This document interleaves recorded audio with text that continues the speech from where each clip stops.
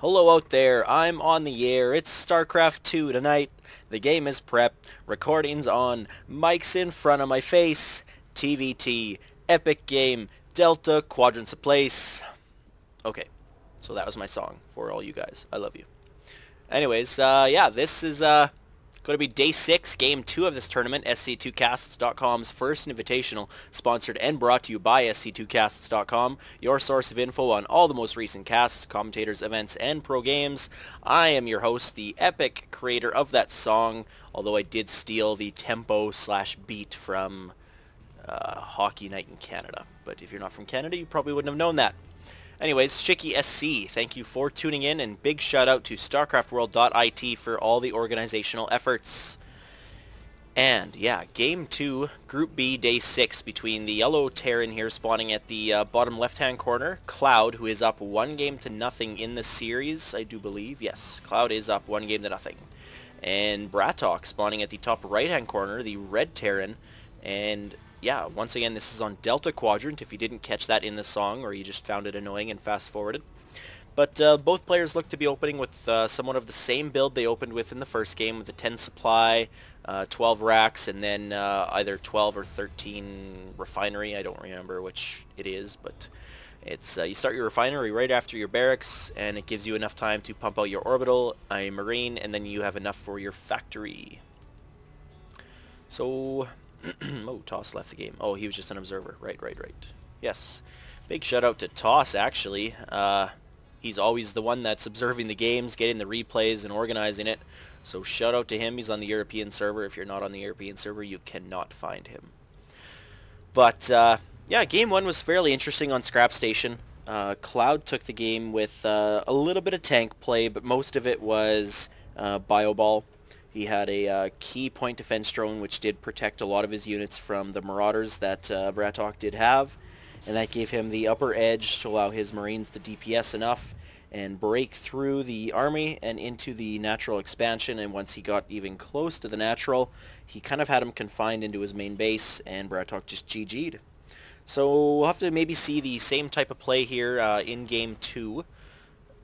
Bio seems to be kind of the choice for TvT lately, although in beta, phase 2, and even phase 1, and he cancelled that tech lab actually, and now he's building another marine, and this SCV is going to get in. Anyways, I'm sure you guys can see that, but what I was trying to get to is in beta and even early retail release, TvT was dominated by Viking tank play, and that has not been seen yet. So whether we see that or not, I'm kind of doubting it. But anyway, that SCV did make it out. Those Marines weren't able to chase him down, and ClouD's doing a proxy barracks. This is kind of peculiar. Because he cancelled that tech lab before, and now he's throwing down a reactor, and now he's throwing down a third barracks. So, what's going through ClouD's mind right now? I wish I could do my co-pro cast and talk to him right now.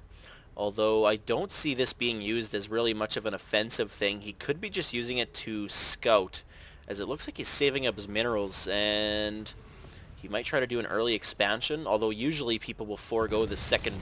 Wow. As I was about to say that, people, yeah. Anyways, Terran players will forego that second barracks and just build their command center pretty much right away, and that will allow a non-reactored barracks to pump out enough Marines to really defend any type of early push. Now that SCV does get thwarted off by the Marine, so... that SCV did get sight of the command center, so he knows that expansion is coming up, and as I kind of thought, ClouD is using this to scout instead of apply any pressure. Now, I'm not sure how I agree with that, as it's pretty much throwing 150 minerals away. There's really no way this barracks is getting out alive, especially with all these bunkered Marines. And it looks like BratOK is doing the 1-1-1 build. 1 barracks, 1 factory, 1 starport, not starting up a second barracks, and not starting up a command center either.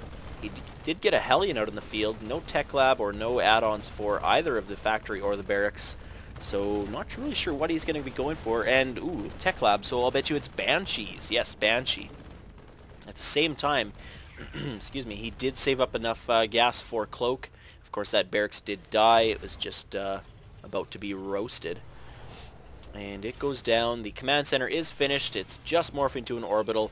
and this is going to allow him to, allow ClouD to produce a lot more SCVs and mules than normal. So his economy should skyrocket pretty quick. And getting up another barracks and a starport is still about 60% of the way done.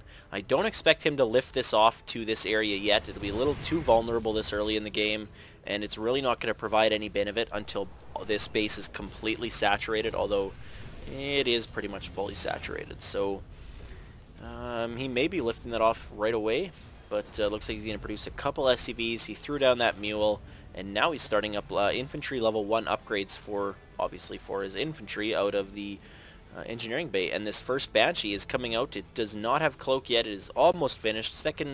No second Banshee. Just getting a medevac. And what's this? Just a Marine pushing out, grabs his Alnaga Watchtower. He did see this SCV now, and looks like this Banshee is going to engage. He might wait for cloak. Throws down a scan, which is going to reveal that he does have an engineering bay, but he's not going to see these 2 turrets in his mineral line.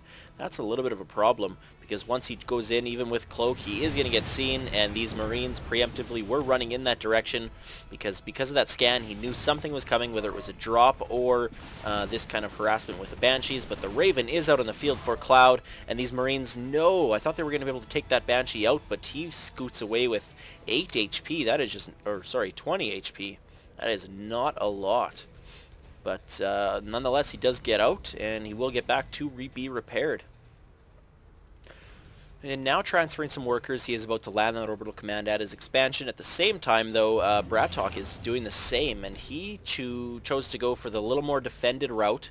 He is going to put it down at the territorial or somewhat natural expansion for him, but there are destructible debris, if you can see over here, that he had to kill off first. But he did kill them off, and now he's going to be a little more protected with his base here, except for this cliff, which Terran can abuse if they get some medevacs and some tanks, or if they get some Ravens and put down some auto turrets back here. That it can also be very effective.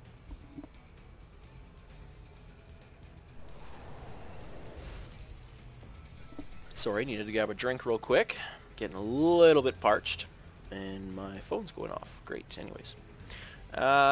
Siege Tank coming out here now. Siege Tech has just started, about 25% of the way done. That will give him quite an advantage in the army sense that he can get a little better positioning if he positions his Siege Tanks up here or even at the Xel'Naga on the other end.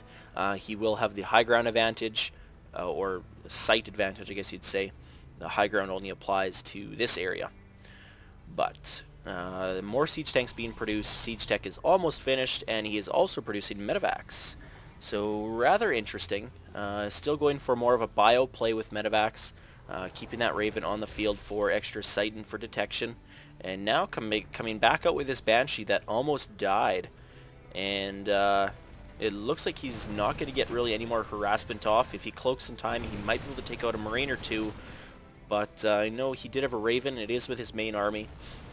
But it'll be a little bit out of position. And now another command center being thrown up here, and this Banshee did get a few hits off, although it is in sight of this turret, so he is going to get seen. He is going to scoot out with just barely any life once again. So nice job there with the control.